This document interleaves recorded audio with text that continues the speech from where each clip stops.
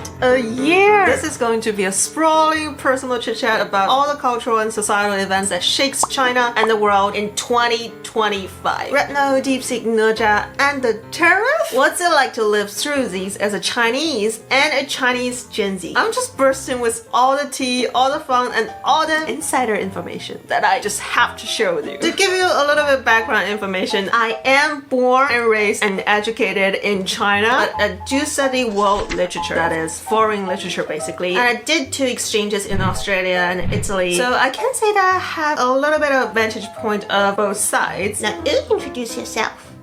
A little disclaimer, I'm not here to brag about, oh, China did this and China did that. I'm here to make genuine connections. And no, Chinese government don't pay me. Do you really think money can buy this brain and this talent?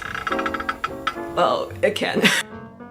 First up, Rednote. Do you understand the feeling of one day waking up to this app that suddenly becomes TikTok? It's like 2 space-times somehow intertwined. Americans, you do know how to bring the drama. I scrolled it 3 days non-stop. It's a carnival. I'll share with you some of my favorite posts. I just can't get enough of them. Foreigners making ad cards. This is it.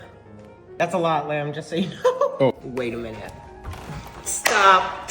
Oh my god, it's happening. What?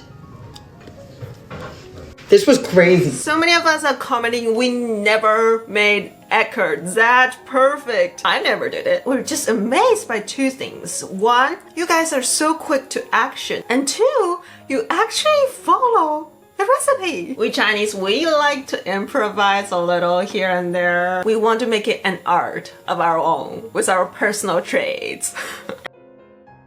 And second, seeing you guys farm. Do you know, as a resource-strained people, how envious we are of your spacious farms? And it's utterly unbearable to see them just lying there, wasted. Like, there are so many comments saying, you should plant vegetables. And the guy actually took action.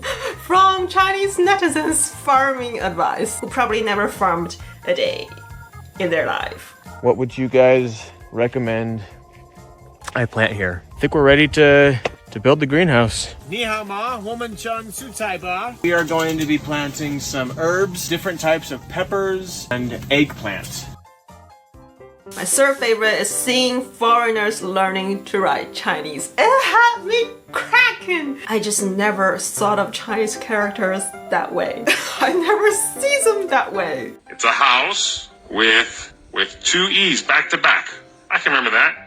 This is the E house, the E's house. The house that belongs to the double E. And this maybe little thing here, it's a baby E. It hasn't grown into a full E yet. Uh-oh. Okay, you gotta give the E's their home. They want their home. Okay, and then the little baby E. And my 4th guilty favorite. I mean, Rednote is a predominantly female application. So we were just joking with you guys. Could you show me your abs? And we didn't expect the Americans just do it. Like Toad. Why are you still wearing clothes while recording the video? I suspect you don't respect us. Oh yeah, you're right. Okay, anyways. And here's we see the different national ethos or national character. Americans quick about it, and the Russians being low-key jealous and just come out of nowhere, making you aware of their existence, but they're not gonna do it. And Chinese girls are like, we are just playing with the Americans. You're our true love. And the general public is finding out there are actually so many similarities between Chinese and Americans. I know about this. I studied American literature. First, we are all longing to meet each other. Chinese, including me, are all practicing writing to the Americans under the unanimous name Li Hua. And the American children are all trying to dig a hole to China. How sweet is that? I cried so many times over videos on this. I just genuinely hope maybe big influencers can do some kind of visualization of it or build a museum of it. That would be so great. And Chinese Americans are both broad, open, practical, and humorous. Like, we get each other. A lot of these similarities can be attributed to geography, where both the populous people living on a giant land with almost the same latitude and live with a variety of climate, it's almost inevitable that we will have this mind connection. Nice. Anyway, the initial craze of Rednote has faded. Now I can learn French on Rednote, I can listen to American musicians. It's great. Now we're in February.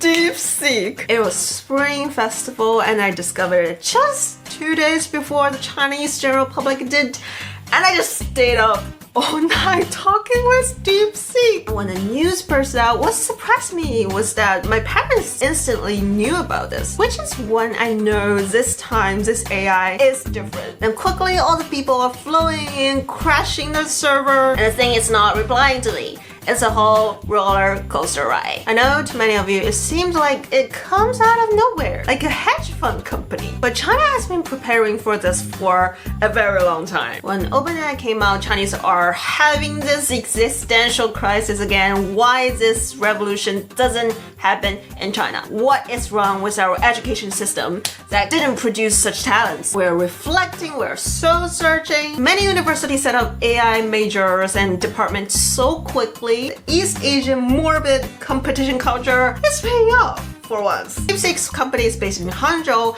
and all the other cities are like, why doesn't this happen here in our city? There's this whole competition cycle again. And what I think is most funny about this is that China is just so good at economize. Living on this resource-strained land with such a huge population, we're just so good at squeezing every drip of their resources. Be it the land or the chip, you name it. I just hope for my generation and the generation after me, we don't have to economize that much. We can have more space for creativity.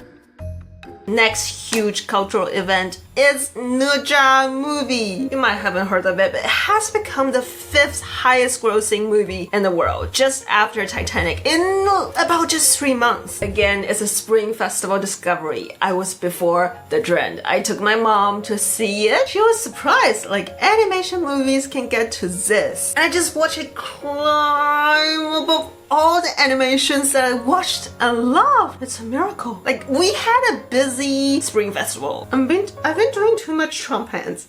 Again, as someone who studied culture, I was just so shocked by all these international comments that you guys can understand so much through all the cultural nuance, implications. You are great. I just have to know all the behind the scenes. What really touched me is that they spent 5 years working on this single project, and it's divided into thousands of little projects around all the Chinese animation studios. It's a collective work of the Chinese animation industry saying, we can do this, we can make this happen. The director Jiaozi, which means dumpling, that's a pseudonym, I guess we're just using that for a director now, said that they tried American studio, but they couldn't get the Chinese aesthetic and philosophy. So after a lot of money and time spent, Jiaozi is like, oh, we're gonna do this ourselves. And there's no systematic, mature cooperation between all these Chinese studios. So Jiaozi has to personally grind them, driving the best potentials out of them. And Nezha the movie was kind of the reflection of Jiaozi's personal life. He was a medical student. He just decided to do animation all by himself. He just sit in his room for 3 years, made an award-winning animation, and put out this masterpiece when he's 40 years old. It's a dream come true story. So from his movie, we can just really see how much the Chinese young are fighting for more agency, are trying to follow their dreams. That's sort of the theme and the vibe for our generation. Lastly, the tariff. What I think is quite funny is the solidarity among these EU vendors. If you don't know EU, it's probable that the majority of your everyday goods, the toys, the clothes, the Christmas decoration come from this place. It's the world capital of small commodities. Besides all the videos on TikTok you saw about how to source directly from them, on China's side, EU vendors are saying, we are not going to pay for the tariff. You pay for the tariff yourself. And yes, I've seen these hilarious videos you've made about going to China to pick up your goods. It's funny. The reason why China can be so firm on this is that it has been preparing for this since the first trade war. It has been focusing on 内循环, which means the circulation of commodities inside of China, which means me buying more stuff. To end this video, I just want to say, if you told me in 2024 that these are going to happen, I wouldn't have believed you. It really reinforced my faith in human connection, this communication in different cultures. I know these are gonna happen, I just didn't know they would come so fast. That's it for the video. Tell me what you want me talking